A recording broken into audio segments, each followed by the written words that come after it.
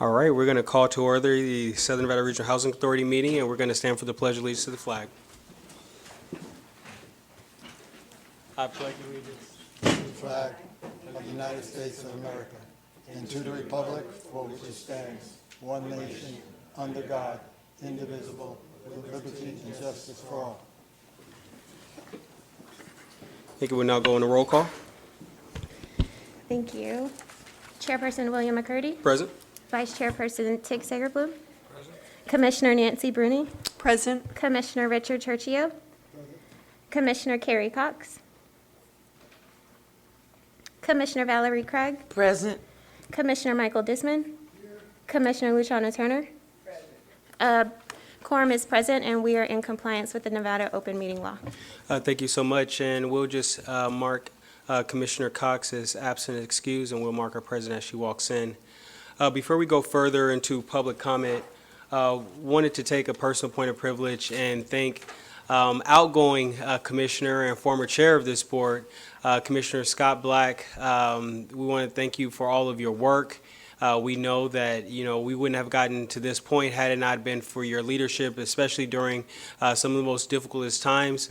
But due to your work, we are in a much better place as a board, and we look forward to continuing to do the work on behalf of the residents of the Southern Nevada Regional Housing Authority.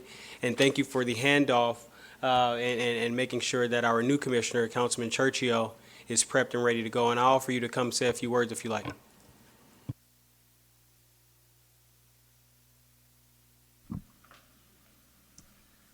Thank you, Mr. Chairman. I'm humbled to stand here on this side of the microphone today.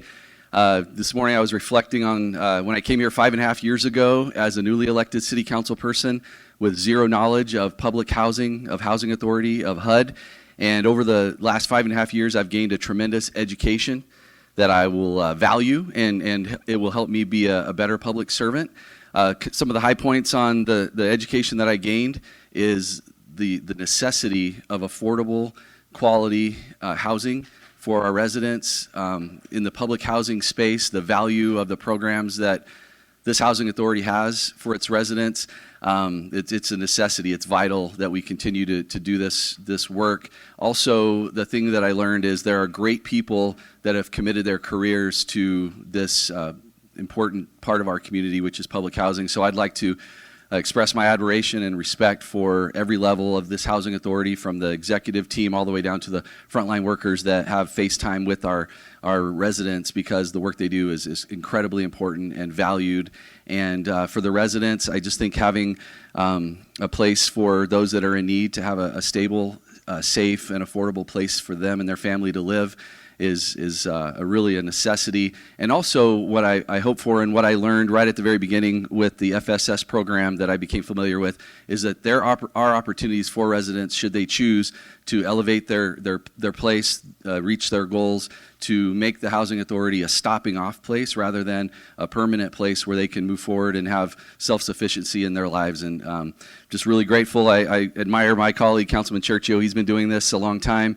I've learned a lot from him on the city council, and I feel very confident in, and I'm conflicted because of the work that I had the opportunity to be a part of here for the last several years. So it's tough to leave, but I'm grateful for my partnership with Richard Churchio. And now you will have two strong advocates and educated individuals on the North Las Vegas City Council advocating for public housing. Thank you.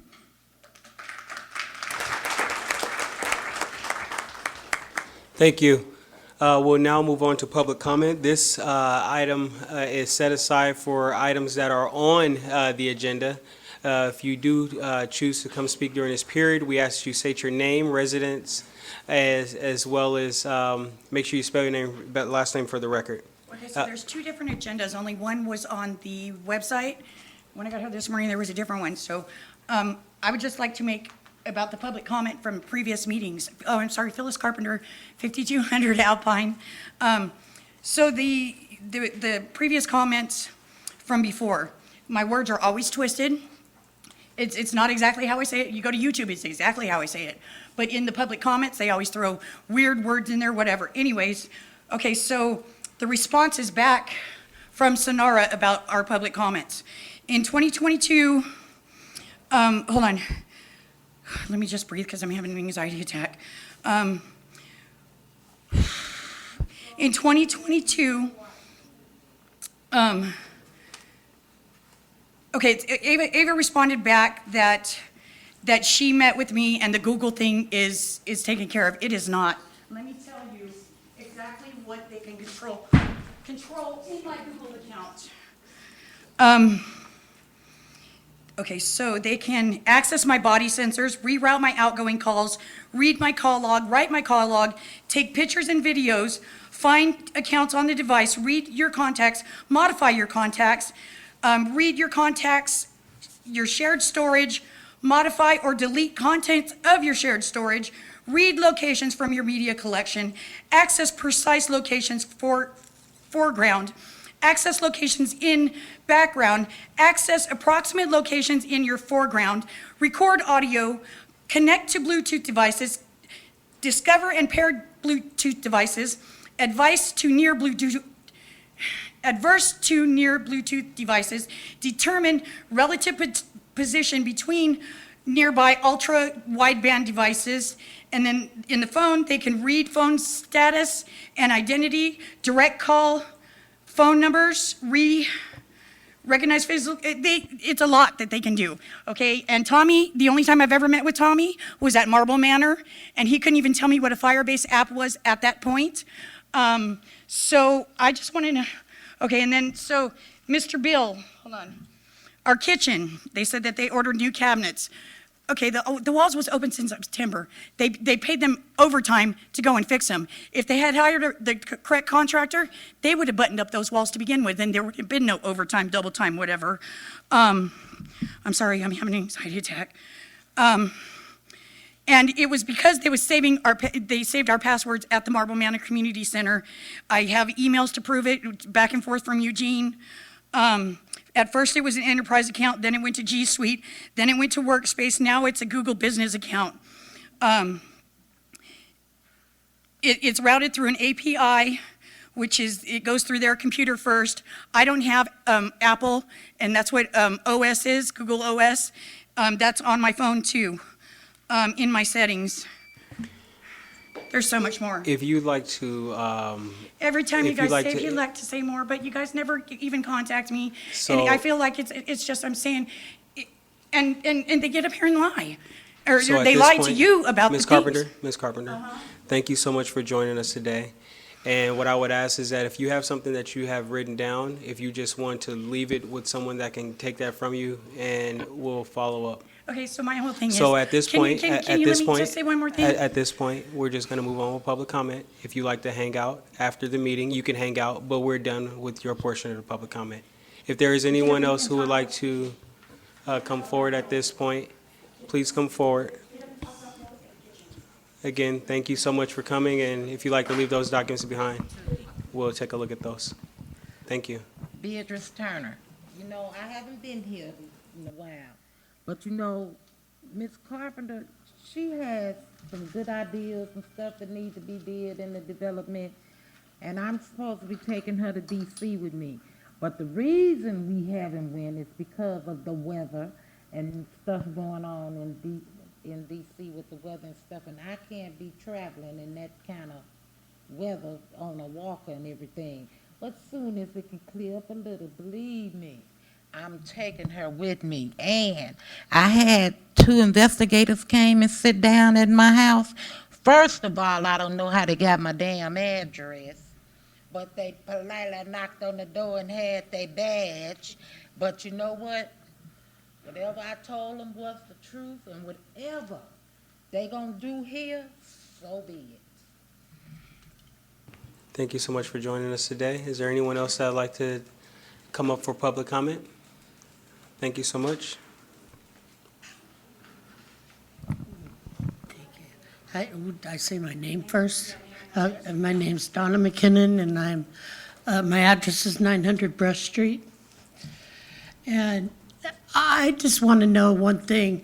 How our apartment building there, you've got every single floor in front of the elevator that they had opened up from January until this month, saying that they were getting rid of all the black mold. That's the only place that it is only by in front of the elevator. That's a crock of you know what. That's, how is it only there and not through the whole building? I've never been as sick as I have been in this past 8 years that I've lived there. I could hardly breathe. Every time I walk down the walkway, I can't breathe. It's getting everybody sick, and that's why a lot of the people are dying from that. And nothing's being done about it.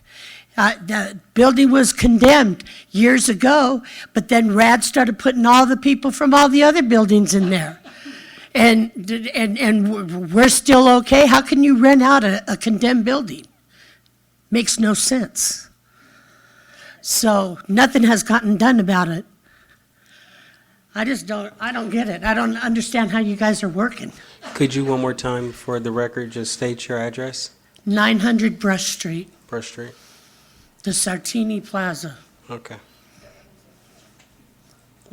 Oh, yeah, and the kitchen down there, the same thing. They were doing on the floors, they were supposed to get rid of the asbestos under the floor and the mold.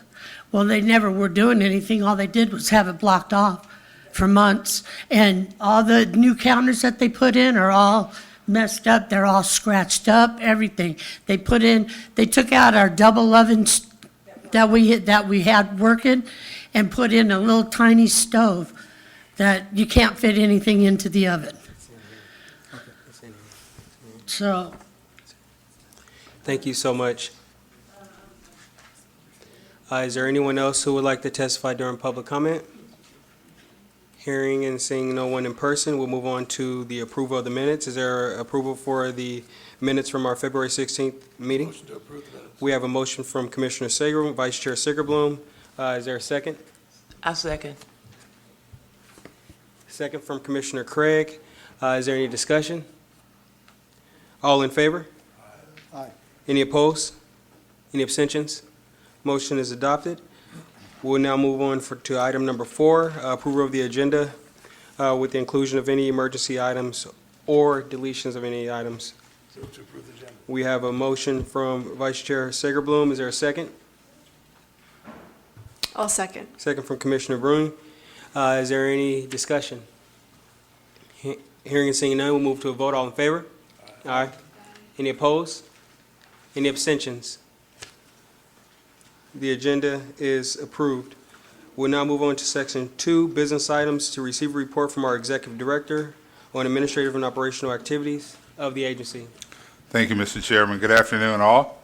I wanted to first of all say welcome to Commissioner Churchio, and as mentioned previously, acknowledge the support and the service of former Commissioner Scott Black here in the Housing Authority. We anticipate having another new commissioner starting by April. We have a resident commissioner from Henderson that we still have to seat, and we're going through that process now, and we'll have he or she join the board by our April meeting.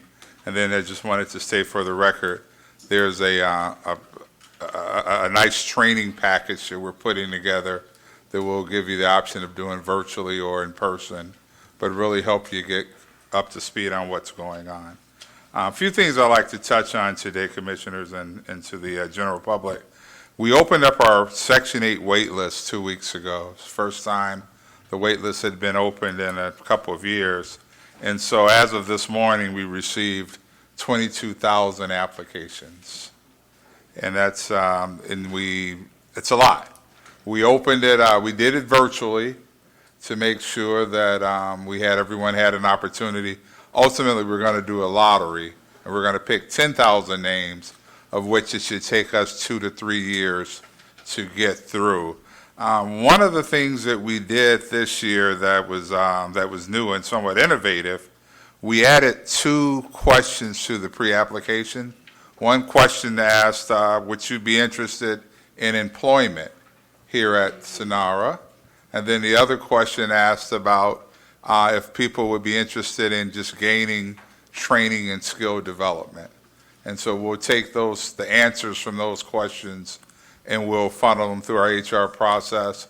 And we also thought it would be a great opportunity to funnel them through our partnership with Workforce Connection to see, again, if we can support people in ways outside of housing.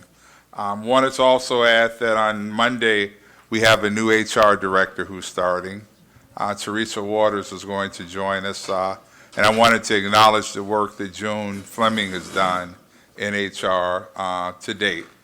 June will still be on the team, but Teresa will be our executive HR director, I'm sorry. Wanted to also mention that we're continuing to have productive meetings with our labor union, and we anticipate that talks will end soon and we can come to an agreeable contract. And then the last thing I wanted to mention, you've heard us talk a lot about customer service and how important it is. And Craig's technology update in a moment, is he having problems? So he probably won't be on. All right, so if Craig Patterson was going to come on, but apparently he's having problems audio-wise. But what I wanted to mention to you all is that working with Craig and his team, we're putting together a customer satisfaction survey. And we're going to survey all of our existing customers. That'll be phase one. We'll have phase two where we're going to reach out to the partners that we work with. And then phase three, we're going to work with our tenant base. Our employee base. But it's so important that we have a baseline as to how we can continue to improve on our service delivery. And we'll not only share with you the results, but we'll also share with you the action plan in which we'll implement in order to address those results. And before I have our community partners come up, I wanted to give Vice Chairman Segerblum an opportunity to talk about the March 24th job fair, of which the Housing Authority will also participate in. So, Vice Chair. Thank you so much. So a week from tomorrow, Friday the 24th, at the Convention Center, the County Commission, in conjunction with other agencies, is hosting a job fair. We have over 120 employers going to be there. We have over 20,000 potential jobs that are available. We'll have immediate interviews. We'll have help with your resume. We'll have child care. This is an opportunity to get a job, or if you have a job, you can't leave here, but anywhere else you want to leave, you can come and you can get a better job. So please reach out, make sure this is posted in all of our sites. And I would just encourage people to come out and test the waters. You don't have to take a job, but this is a really golden opportunity. I said 120 employers are going to be there, and they're going to be able to offer you a job right on the spot, and we'll work with you. And if they can't offer you a job right then, we're going to have a virtual job fair on the 30th, a week later, to follow up with a lot of those interviews. So just wanted to brag about this, make sure people participate. Thank you. Thank you. It appears that our technical difficulties have been corrected. Is that right, Tommy? And we can get Craig on the phone? Okay. All right. Well, Commissioner Broome. Thank you, Chair McCurdy. So if I can ask a question about what you just presented.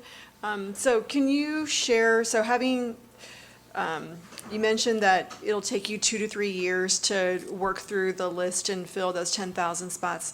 That seems like a long time. So is it a question of capacity? And if we were to hire more people to help move through that list of 10,000, we could do this in 1 to 2 years? Or do we simply not have the units, and so 2 to 3 years will allow us to bring 10,000 units online?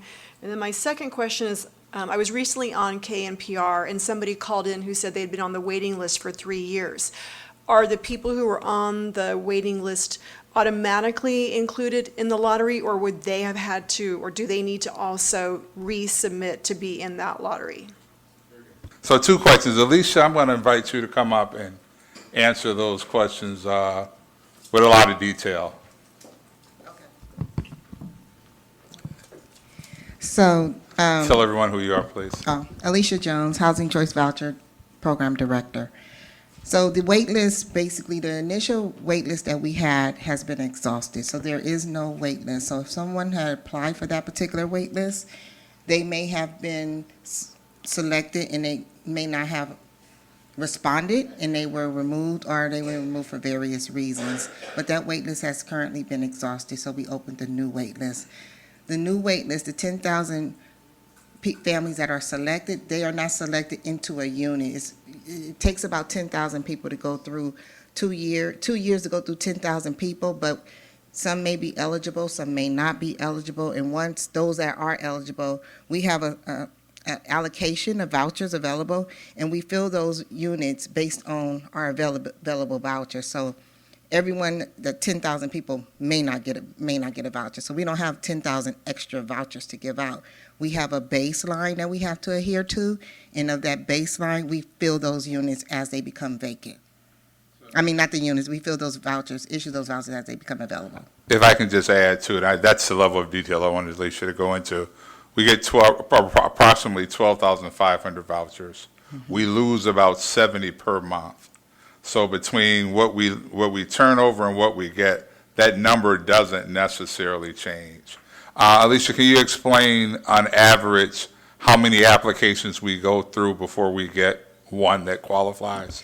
So if we were attempting to issue 90 vouchers, we would have to pull 500 families off of the existing list and go through that vetting process. And some people may not respond. So to get 90, we have to pull 500 people just to issue 90 vouchers. Of that 90 vouchers that we issue, about 48%, 49% of those families will find a house. And some individuals' voucher may expire because they cannot. Does that answer your question, Commissioner? It does. I'm just wondering, I don't know if there's a short answer, from a PR perspective, to say someone may have to wait 2 or 3 years versus like 1 to 2 years. I guess I'm just looking for like, how can we reduce that to 1 to 2 years? Do we need more people? I understand your point that we have to go through those 500 families to get 90. You know, can we hire more people to go through 1,000 families to get, 180? Just wondering how we can accelerate that process. So But I understand all the sort of hard constraints, I guess. Yeah, and it's not a capacity staffing wise to go through the list. It's basically having families that apply that qualify or are responsive. If they're not responsive, then we continue to funnel through the list. So it's just a standard practice of how we pull, how those that are pulled are approved, because they got to go through criminal background checks. They have to go through income determination. Some people may not qualify because their income are too high. So it's various reasons on why we go through that list, and it's not a staffing issue. It's more of just the process of how we manage the list. And it's also, I'm sorry, Commissioner, it's also a matter of available vouchers. I mean, again, that number of 12,500 does not change. That's one of the things we're working on. We received 12,500 vouchers to serve a community of 2.4 million people. City of Chicago gets 48,000 vouchers, and you've heard this, for 2.7. Utah, Arizona, us, and Texas are the 4 most underfunded states in the union when it comes to vouchers. And again, these are conversations that we're constantly forging with HUD. Now, the other side of that, and HUD will say, Lewis, if I gave you more, how do I know you're going to use them? And that's where it's important for us to continue to develop relationships with our landlord community. So we can, and these are partnerships that we're developing that says, if in fact we get more vouchers, Nevadans, we're going to need for you to come and support us in housing people. Yes, Mr. Chair. So, Louis, I think what would be helpful, and thank you for the explanation, I think what would be helpful for the board's edification is if we can have an update on the number of available landlords that we have available in our universe. Yes. 2,700. That's 2,700. And the time frame or the plan that we will implement to try to deploy those 2,700 vouchers to fill those 2,700 homes. No, those are existing owners Those at are this time. existing. Yes. So those are already occupied. Yes. So, Owners. and what happens, so we have 2,700 landlords, and those landlords will either take new people or they'll take people who ask to move.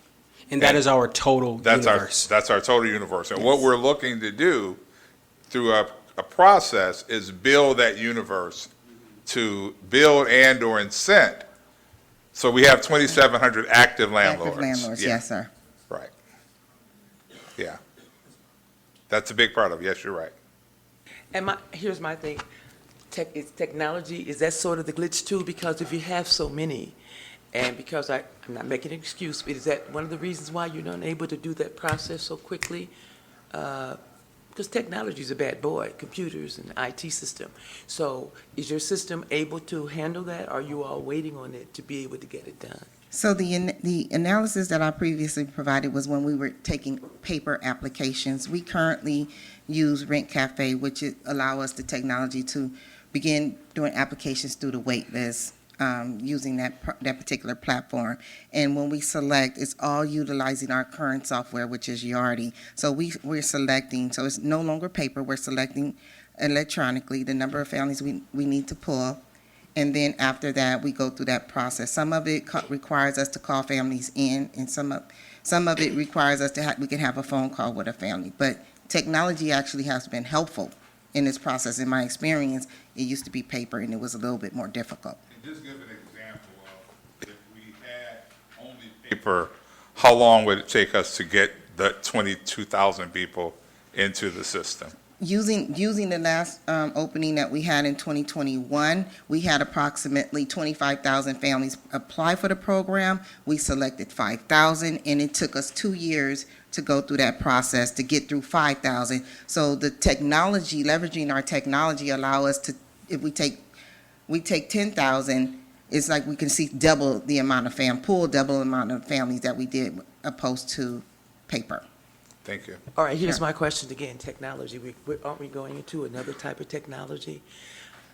I've never been impressed with the technology here. I'm sorry, that's just my personal opinion. So what I'm saying with Mr. Patterson is coming in, because it also with the technology, the speed of things being processed. So I'm saying when Mr. Patterson comes in, with the speed of technology, will your staff members be competent, not being cynical, but will they be capable to handle and get it done much faster? Because you can have an archaic computer and you have technology, but there's something wrong with the wiring system. So is our infrastructure capable in order to make it much faster? So I would have to defer that to IT as far as our infrastructure and the capability of how fast it process. But in my experience, technology, the process is very quick. It's a matter of selection. It's a matter of identifying those families, populating the notices, emailing the notices, because technology allows us to email notifications to the families when they've been selected from the wait list, and all other correspondence relative to their particular case. So technology, in my opinion, is our technology will suffice, but I don't know about bandwidth and capabilities. That would be an IT question. I'm sorry. And what we can do is, for the sake of time, because I know that's a whole nother subject, what we can do is we could just have like an update provided to the commissioners on our capacity right now. And we have one more question, Commissioner Turner. Good evening. I just want to make it clear, and I'm going to be very transparent for a moment. I've been displaced for a while, and it's landlords. It's their thinking towards the people they're going to rent with. So the constituents that have relationships with people that are developers, contractors, that's what we need. We have the people. We need people willing, able, and capable of housing people. That's the bottom line. I don't care how many vouchers we get. If we don't have no place to put them, they're homeless people with vouchers. That's just it. So those that have those relationships, let's start building. And as a matter of fact, let's get the kids to help build. Let's get the parents to help build. That's how we preserve our community and our integrity. Because what is the problem is a lot of people have, and I would just say landlords have this notion about receiving a voucher. All it is I provided a place, somebody with a roof. That's the bottom line. And if we don't have people open to that, I don't care how many vouchers HUD grant us. I don't care how many people we got on the waiting list. You're going to be a homeless person with a voucher. Thank you. good. Director Jordan, if you want to continue with your comments. So that concludes my portion of the, my report. I'd now like to invite either Lee or Paula to come up and introduce our speakers for the community partners. Thank you. Good afternoon, Commissioners. My name is Paula Tucker. I'm the Acting Resident Program Coordinator for the Southern Nevada Regional Housing Authority. Today, I'm here to introduce a couple of our community partners. First, I have Ms. Willie Doherty. She's from the AD Guy Knowledge Center. And in addition to some of the great programs that they have and she's going to talk to you about, I just wanted to acknowledge them for being a great host and providing their facility to us for many things, including our Community Choice Initiative meetings that we've been holding over the last year, as well as it was a site for Clark County residents to come to apply for the wait list for a week. So without further ado, I'd like to bring her up and she can talk about it more.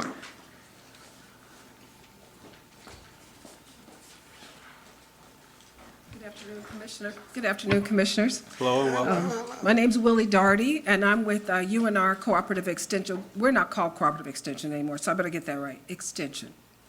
But we are the outreach arm of the university, and our role is to bring educational opportunities to folks in the community. In 2019, we went into partnership with Southern Nevada Regional Housing Authority, and we reopened the AD Guy Knowledge Center. And so our role there is to serve the public housing residents in Marble Manor and in 89106 Historic West Side. It's been a wonderful opportunity to be there and to program for the folks there. I'll give you just a highlight of some of what we have there. I think you have this flyer. It'll give you some highlight. And I want you to take note that some of the programs you see here, we would, because we're a satellite office of the main office that we have on Windmill and 215, we get some programming from there. So all of them may not be totally housed there. It may be that if we need their assistance, then we can call for it. So what I'm really proud of is the after-school program. So within the last year, we've been averaging anywhere from 15 to some days 30 youth that come to the program. Their ages 5 to about 15. And so we do a lot of the 4-H activities with them. So they'll get STEM activities. We have homework help for them. And they've been so diligent coming to get their homework done. It's really fun to see them being so excited about getting there and doing their homework. We've been taking them on field trips. This coming Tuesday, we have Nevada Wildlife, their angler education are going to come out, teach them how to cast out. So they'll be learning how to fish, and then we're going to take them on a field trip to actually go fishing. So I'm really excited about that opportunity. We have summer camp coming up for them. That's a 6-week program. We took them swimming last year. We went to different pools, city pools, county pools, so to give them an opportunity to see what's in the valley, what's available for them. So we'll be doing more of that this summer. We have some small business opportunities. People have workshops that are there. We do try to pull in a lot of community partners because, again, it's a community and we want everybody to take part in it, be able to utilize the building. Trying to think who we have. JR, do you have some? Can I call up my colleague because I think he has that list of community partners that I can't send to. You can phone a friend. Okay. Fran? Yeah, I'm her left hand or right hand, as you may call it. But, I mean, this is not an exhaustive list, but City of Las Vegas, West Las Vegas Art Center, Clark County Library District, the OGs, which is an acronym for the Original Gentleman, with our many young boys, the Sickle Cell Anemia Support Group, Urban Chamber of Commerce, NACA, 100 Black Men, Helen Tolan Foundation, CORE, Zeta Phi Beta Sorority. I could go on and on and on, but, you know, my colleague and I, you know, we've sort of built these last couple of years. It's our baby, I mean, needless to say. And so us pulling in our connections, our partnerships all around the valley is sort of this, we can't do it ourselves, like we said earlier, and it's something that we've seen kids grow up with us. And, you know, that in itself is sort of a rewarding thing, especially with the university, that we can do for the Housing Authority and our partnership. So. Yes, yes. Thank you. So, thank you very much. Thank you. Thank you for everything you do.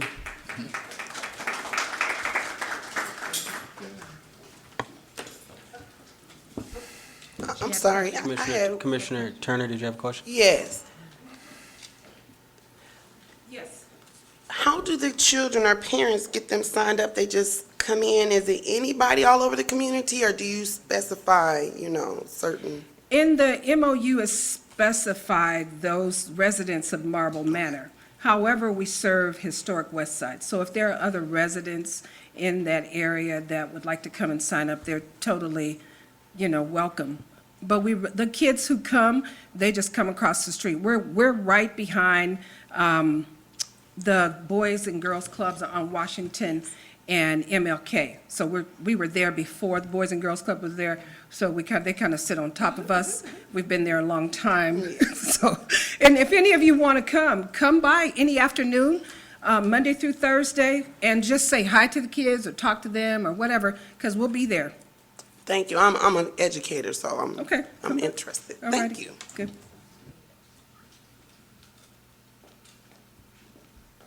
Okay, our second presenter is Ms. Kathleen Taylor. She is the Program and Marketing Manager for the Nevada Women's Business Center and the Nevada Business Opportunity Fund. She's been a longtime partner of ours. She actually facilitates some of our FSS empowerment workshops on how to start a business, and so we're really proud to have her here today to talk to you.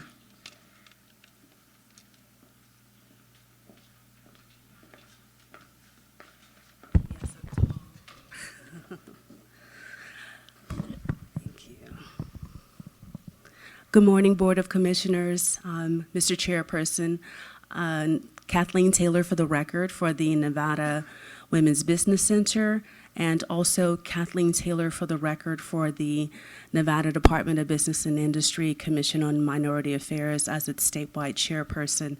First of all, I would like to commend the excellent work of Executive Louis Jordan, his staff, Ms. Paula Tucker, and also Geisha Sanders for their excellent work with providing the opportunity for their clients in the Family Self-Sufficiency Program. From the Nevada Women's Business Center perspective, we are a program of the Small Business Administration, and we try to align our mission with the programs and services offered by the Family Self-Sufficiency Program.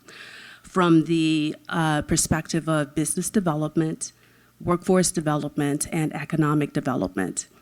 Specifically with the programs and services for the Family Self-Sufficiency Program, they provide career counseling, and we also provide business counseling as well. So if their clients are looking to create a job for themselves and being self-employed, that drives the needle towards workforce development for self-employment and business development.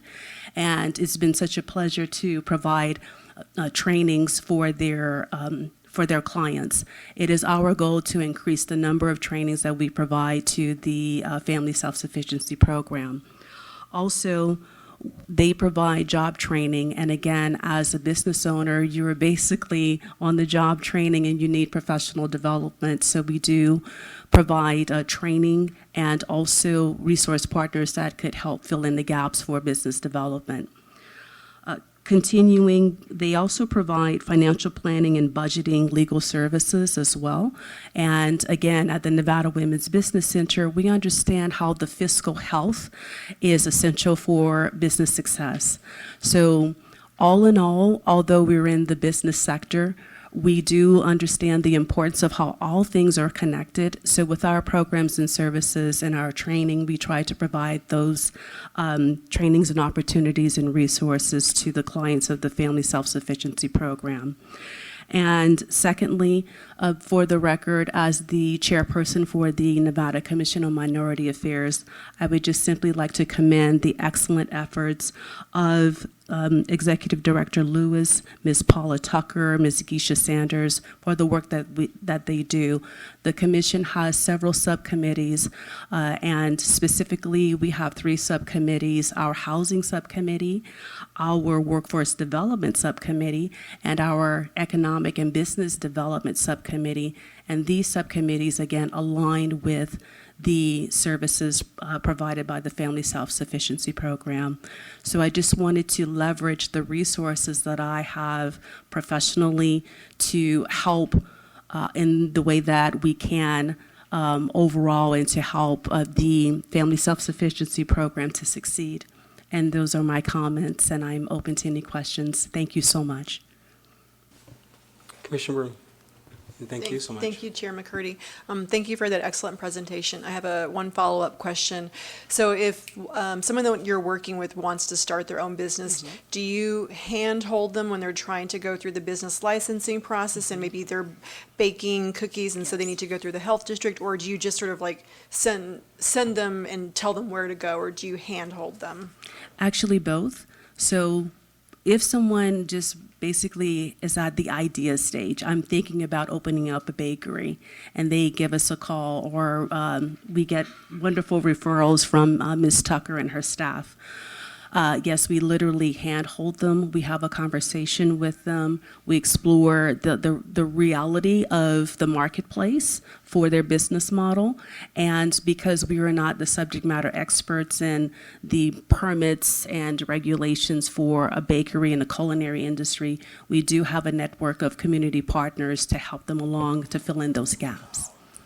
Thank you. Yes, ma'am. Commissioner Craig. Hi, I have 2 questions. I love you ask good questions.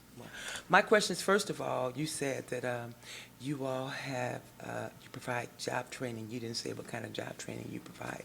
That's the first question. Yes, ma'am. So just to clarify, we do not provide job training. We understand that the Family Self-Sufficiency Program have job training available, and aligning our services from a business professional development training perspective, that kind of is under the same umbrella as training someone for a job, but from a business owner perspective, there are things that you need to know, and we try to fill in those gaps. So for example, if there's an issue with your accounting, then we bring in people to, or refer people to accountants to help a person understand their profit and loss statements, their cash flows. If, from a business perspective and with training, if a person needs to understand how important it is to have an online presence, then we connect them with our resource partners to help them with their website development, their SEO. So that's the type of training that I was referring to, in addition to other business development topics. Yes, ma'am. I apologize. It's okay. Say an individual has all the credentials in order to enter the program. What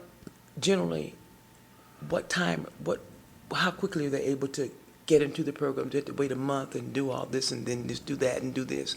Or do they, on the average, if they meet all the qualifying credentials, can they start being in the program like maybe 2 months, 2 weeks, or whatever?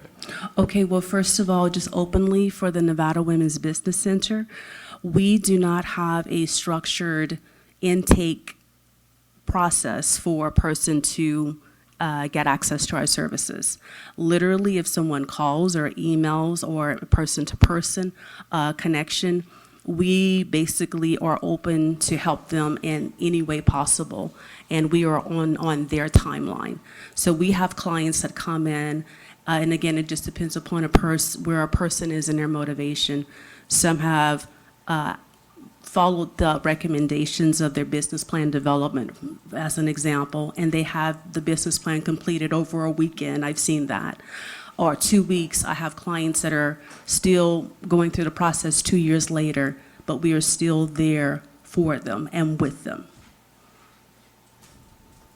Commissioner Craig, and then, you good? Okay. Commissioner Turner. Yes, ma'am. Thank you for coming today. I want to say I visited there before. I would like you to give the address so it's on record, because it might be ears, that need to listen to that. And also commend you on your work. I started a project myself. Wonderful. It's like a raisin in the sun, but thank you for, reminding me that it doesn't have to dry up. So I wanted to let other people know that it is very interesting how you allow that person. If you're self-employed, you're a business owner, you're your business. So if you don't come in to get the help, you might not really be as successful as you wish to be. And I know it's more like self-taught in a sense. You're learning this and free of charge. Yes, So ma'am. yes, and you walk through the business plan on the computer, and once you finish that, you have more. Okay, I'm just making sure I have the right business. Thank you so much, and just to reiterate the address so people can come in if they need to. Some people still like people. Oh, sure, absolutely. And just to clarify, because the Nevada Women's Center, we are located within the Nevada District Office of the SBA. Unfortunately, we're still under federal guidelines according to the SBA with COVID restrictions. So we're still not seeing anyone in person because of those federal restrictions. It is the plan of the SBA to open up the office again for in-person contact this year. So I would be more than happy to connect with people online or by phone call. And just for the record, my email address is ktaylor, K as in kite, Taylor, Taylor, at Nevada, B as in boy, O as in office, F as in Frank.org. ktaylor at Nevada, BOF.org. Please email me. I will send you a link to my online calendar, and we can help you in your business development or connect you to the resources that you need for success. Thank you. All right, thank you, Ms. Taylor. We appreciate the work that you do, and I look forward to hearing from you soon. Yes, Again. sir. Thank you. Thank you. Mr. Chairman, that concludes my report. All right, we'll move on to section 3, approval of consent agenda item number 6. Move to approve the consent agenda. We have a motion from Vice Chair Sickerbloom. Is there a second? I second. Second for Commissioner Craig. Any comment? Hearing and seeing none, we'll move to a vote. All in favor? Aye. Any opposed? Any abstentions? Motion is adopted. We'll now move on to section number 4, acknowledgement of our departed. Thank you, Mr. Chairman. Since we last gathered, we've lost the following residents: Geneva Baker, Mary Ann Chiro, Betty Davis, Harvey Harris Jr., Linda James, Robert Lee, and Maria Salimo. Let's have a moment of silence for those who've departed.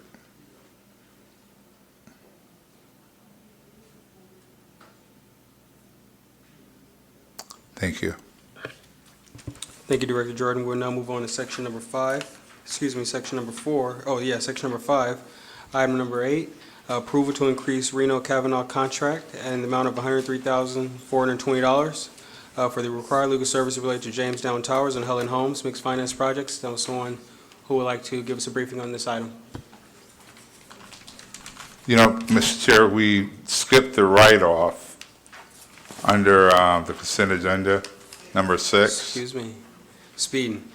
Well, we'll go back Yes, sir. to item, I thought the write-off was under the consent agenda. Yeah, we're good. So we don't have to call out individually. Okay, point of correction, you're correct. Yeah. That is correct, Yeah. okay. They just voted on. It was on the consent consent agenda. item. So you just did it all in one, all right. Yep. Point corrected. Now, yes, sir, we're at Number number 8, and Frank Stafford will come up and speak to that.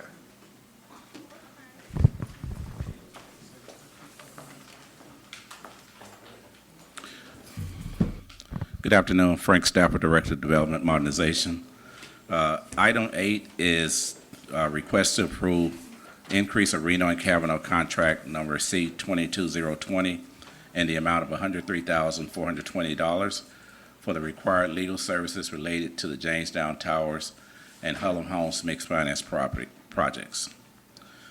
Background on this is Procurement Department, on behalf of Affordable Housing Program, Inc., conducted the process to procure legal services as required for SNRHA's upcoming mixed finance transactions. Reno and Cavanaugh PLLC was the top-rated proposal and awarded the contract number C-22020 for an indefinite quantity of task orders. Services pursuant to this contract shall begin on the first day of March and end on 31st of December 22, and it includes the option to have 2 renewals for a total up to 3 years, with the contract ending in February 27, 2025. The current contract total is $146,580. Task order number 1 was issued for $96,580, and that already exists, and Reno and Cavanaugh's initial contract PO number 34798, and task order number 2 was issued for $50,000 in anticipation of the balance requested for each project being approved at the next SNRHA board meeting.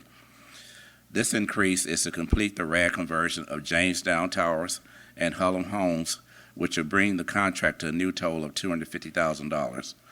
Funding for this contract will be from pre-development funds for each project as approved by the board on October 21st, 2021 and June 16, 2022, respectively. These will be reimbursed by each project at the time of their closing, as well as some SNRHA reserves and/or capital funds. Services provided are all eligible expenses. Reno and Cavanaugh is a woman-owned firm. The owners are Megan Glasheen with 11.11% interest, Hannah Cassidy with 11.11%, Felicia Hewlett 11.11%, Julie McGovern 11.11%, Barbara Walker Needle 11.11%, Martin Walsh 11.11%, Efren Levy 11.11%, Stephen Holmquist 11.11%, and Dwayne Barrett 11.11%.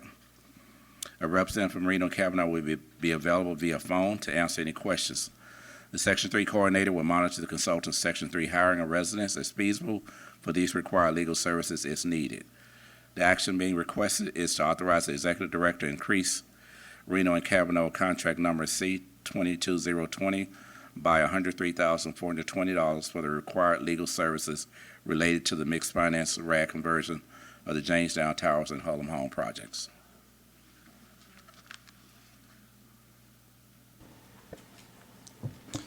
And for edification, can you just speak to the contract amount? It will be billed hourly, and it's up to that amount. Is that correct? Yes. Well, their contract, there's a base amount, and it is based on hourly fees for the particular projects. Okay. Commissioner Craig. I just have a question. It's nice that this, I think it's great you're giving women the opportunity to do something, but my only question is, and what are they doing? You're talking about the money that they want, which may be good, but what are they doing with that money? Where are they going to go? How's it going to be done? I don't understand it. I have to see, you tell me that, but I have to just make it a little bit more plainer for me, because I don't get it. I don't get it. In order for us to close the financial process and action, not just financial, the entire HUD closing process, which transfers a property from the public housing over to project-based Section 8 for the RAD projects, we are required to have a mixed finance legal counsel representative for those projects. Reno and Cavanaugh was solicited through an RFP, and they were the top rated, and they have been the legal counsel actually for the majority of our RAD properties that we've done conversions. And doesn't this money come out of the money that we get for the RAD? So it's actually not coming out of our general fund? No, it's basically just a rotating fund. As we close the RAD projects, we get developer fees back, and then those fees are just used for future projects. Yes, so all money that's being paid through this contract will be reimbursed during our closing. Right, thank you. Okay, it says Section 3, coordinator will monitor the consultant's, the 3 hiring of residents as feasible for these required legal services. And I just want to speak onto my experiences. I've been on the board. I've heard complaints quite a bit that individuals who are residents, even though, I just got to tell the truth anyway, even though they say they're gonna hire residents and residents are gonna be actively involved in it, somehow or the other, to me, it appears to be just something they're saying out of the mouth, because the actuality is there are really no residents that qualify for that. Is there something we can do from this day and forward on, that whenever, if you know you're gonna be having people working for you, you can at least train some kind of residents just in case, instead of just having this theory? Because I would really like to see, if I may be honest, I really would like to see, if they said they've got 3 hired, I would like to see that they have 3 residents that are hired, and they met the criteria, and they meet the market money, and it's fair and equitable, and just not talking. I'd like to answer that, if I may, Mr. Chairman. I think there's an opportunity for us to provide educational and year-to-date support on our Section 3 program. And if the board allows, maybe we can do that in our next meeting under the new business item. We can give a brief explanation of what Section 3 really is and what it's not, as well as give the board an update on year-to-date where we are. Either that, or we can provide some type of, some type of group training, if you will, for the board, as opposed to, having to use up business time for training. You know what, I like that. We'll put that on the agenda for our board training. Yes, we can do that. Thank you. All right, there are no further questions. I entertain a motion. We have a motion by Vice Chair Segerbloom. Is there a second? I'll second. I abstain. Second by Commissioner Bruin. All in favor? Any opposed? I abstain. Any abstentions? We have one. All right, motion is adopted with one abstention. All right, we'll now move on to item number 9. Mr. Stafford. Item number 9 is request to approve the increase of EJP Consulting Group, contract number C18042, by $172,510 for developer procurement and development consulting services for 3 sites using state of Nevada Home Means Nevada funds. The background on this item: EJP Consultant LLP was procured under RFP 18042 for the finance development consulting in May of 2018. Since then, EJP has partnered with the SNRHA on submitting multiple RAD applications to HUD successfully. In recent months, the SNRHA submitted multiple applications to the state of Nevada for the recently released Home Means Nevada funds. These applications consisted of proposed development of SNRHA vacant land, preservation of existing affordable and public housing units, acquisition of new affordable housing, and land acquisition. The SNRHA awarded funds for multiple applications, 3 of which are the development of the vacant land located at 28th Street in Sunrise, the Duncan and Edwards vacant land, and the site of the old Rose Garden Senior Apartments. EJP will assist SNRHA on these projects by providing consulting services to include procure development partners, negotiate finalized business terms and contract, monitor developer performance and financing closure, prepare fair cloth to RAD funding applications, review lease-up and compliance documents. As time is of the essence, a task order has already been issued to EJP in the amount of $113,730 for item number 1 under Mr. George's signing authority to ensure that we meet the project deadlines. It was imperative to get the RFQ package put together and out to bid to procure a developer partner. The remaining 4 items totaling $172,510 as per the attached proposal. This cost will be paid using SNRHA Development Fund reserves. The action request is the Executive Director requests the Board to approve an increase to EJP Consulting Firm, contract number C18042, in the amount of $172,510 for development consulting services for the Home Means Nevada funds. Commissioner Craig. Oh, Commissioner Turner. Yes, I just have one question. This Old Rose Gardens and 28th, is that 28th Street? 28th? Yes, those are 2 different projects. So we have the Old Rose Gardens. And also, And then okay. also the project on the vacant land on 28th and Sunrise. And then there's a 3rd vacant parcel at Duncan and Elwes, which is located off of Rancho near Gowan. Yes. I was just concerned about the 28th Street, only because DOT, are they gonna be heading down this way, eating up some of our property? I'm not sure which side it's on. I just kind of wanted to, I don't want us to spend money for something they're about to tear up. I mean, I know we're gonna get it back, but, right? No, we actually have 2 vacant lots on Okay, 20. okay. So 28th and Cedar was intentionally left off of the application because of the DOT. Okay. 28th and Sunrise is farther to the south and shouldn't be impacted. Okay, thank you. And one other question, is this the same EJP that was working with the Marble Manor? Thank you. Yes, it is. Thank you. Commissioner Broom? I just have one question. Do we know, I know this is just developing, but do we have an estimate of how many units will be developed at these 3 locations? Just rough ballpark? Yes, roughly, we're looking at Duncan and Edwards from 60 to 80 units.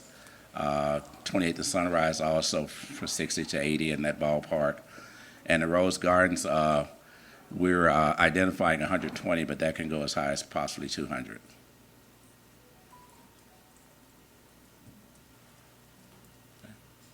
Follow up? I entertain a motion. I will make a motion to approve this item. I second it. A motion by Commissioner Bruin, a second by Commissioner Craig. Is there any additional comment? Hearing seeing none. All in favor? Any opposed? Any abstentions? Motion is adopted.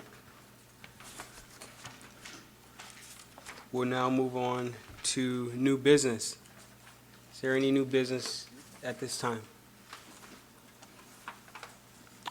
All right. We'll now move on to the second second portion of public comment. These are for items not listed on our agenda. We ask that if you do come forward, we just state your name for the record and also the property that you're in. Your comments will be limited to 3 minutes. Phyllis Carpenter, 5200 Alpine. Okay, so the resident council, I know I come up here and I always complain. I'm coming at you with a solution. The people that receive the grant monies, like the Housing Coalition or whomever, we get together and them, also like the Women's Voter League, or League of Voter Women, the League of Women Voters, somebody like that, to come up with a tenant council election manual as to how everything is run, because the CFRs are not being followed. They're not given the correct support needed for the resident councils to function.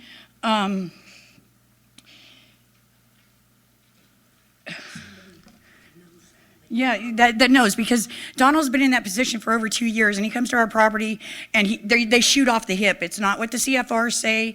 It's not how it's supposed to be done. So we need to come up with a manual that's how in stone, that's how it needs to be done. And it needs to be done by the residents, not by the housing authority. There's not even a current MOU in between the housing authority and the resident councils. They're supposed to be redone every 3 years. It hasn't been redone. When I asked them to provide it to us, they brought us one that they wrote out and wanted us to sign it. And that's not how it works. An MOU is a memorandum of understanding between the two of you. Both of you work at, you come up with an agreement. That's what it is. And it's not happening.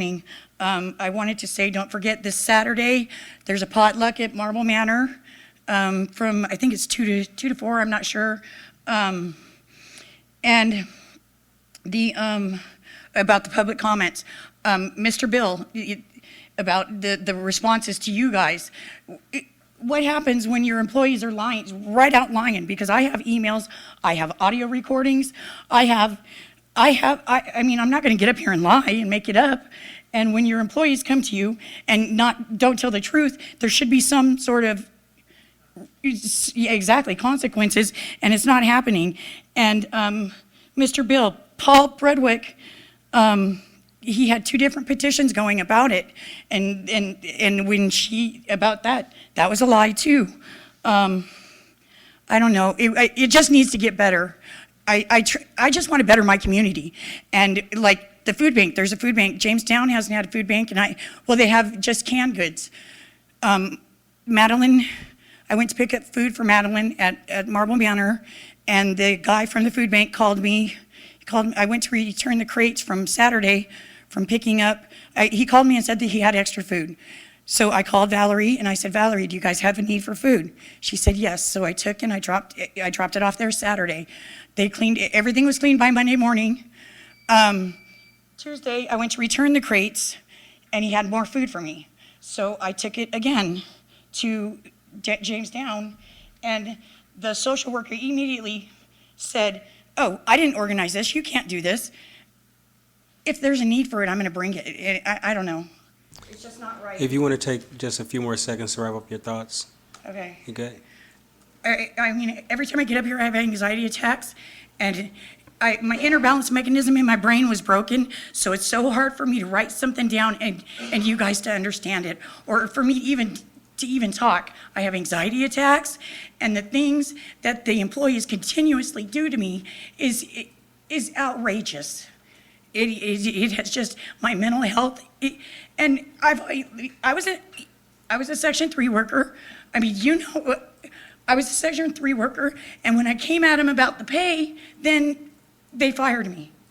And it's just, it's not right, the things that's going on. That's all I'm saying. Thank you, Ms. Carpenter. Good afternoon, Director, Chairperson, and Commissioners.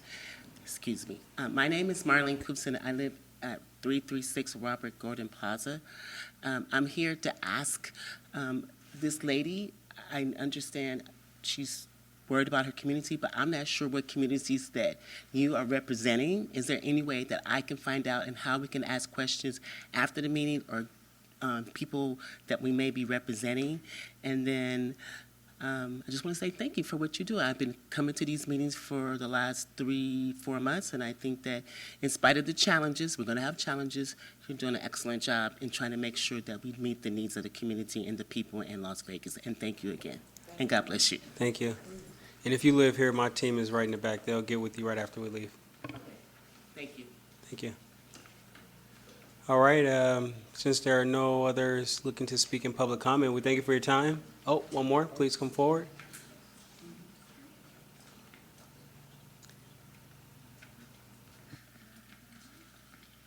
Hello, good afternoon. My name is Holly Harris.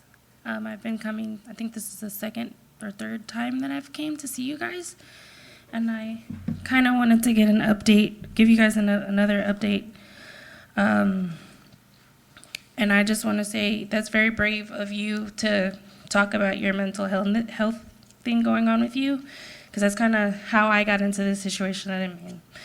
So I don't know, there's a few of you guys who I didn't see the last time that I was here, but I was, I'm being evicted from out of my unit for non-payment, supposedly from November. So it ties into the hability issue, but now that I've figured out where the basis of all this is coming from, this was at a time where I was going through a really bad depression thing, and I could not function. I was not cooking for my kids. There was things that were hard for me to do. And I had help there. I have my mom and I have their dad who kind of like helps with the kids. But sometimes when you're done, you're done. And I feel like at the point that they came in and they saw that, oh my God, your dishes are in your sink. Oh my God, you have clothes on your floor. And this is where your hability issue is coming from. I feel like it's wrong for you to take a snapshot of my life and then try to say that this is the reason why this is here. And it's really not. I have pictures here that I wanted to show you guys of this is what my unit, when I first moved into my apartment, this is what my cabinets look like. I cannot use my cabinets that are in my unit because they look like this. Currently now, I keep all of our stuff in bags. When we go to the store, I have to keep everything in bags. Because this just how I'm a medical assistant.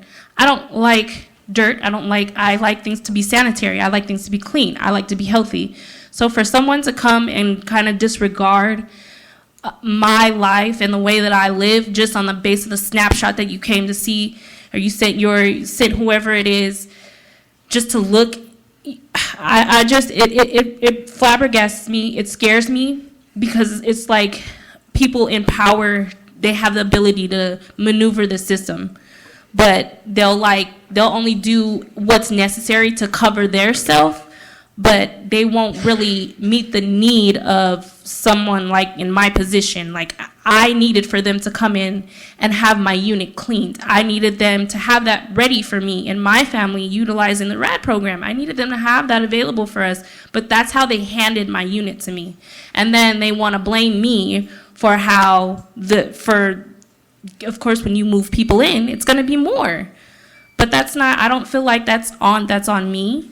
And I also feel like if I, as a person, if I had to take time out to say stop and let me get my family, because my family was getting sick, if I have to stop and just bulldoze everything, I need to take the time to do that. I stopped working so that I could focus on getting my house together and immediately address this. Because now, since I've been here, they've been sending me notices that they shouldn't be sending me. They've been just trying to say that I'm being combative, and I'm not being combative. I'm standing up for what should be done in the first place. And when I leave from out of this unit, I'm going to clean it the way that they should have cleaned it the first place before they gave it to me. Because me and my mom used to have a cleaning business. And now after this is what I'm just going to focus on that.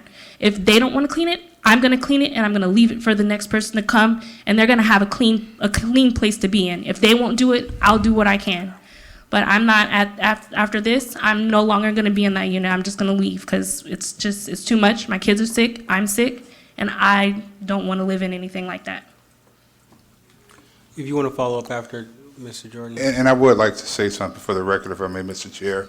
I wanted to say that we continue to be empathetic to the issues that Holly's dealing with. But for the record, this is not a property that's managed by SNRHA. We're working with the property manager. Also, for the record, we understand that this situation is in court right now, but it's so imperative that we, and Holly knows, that we are listening.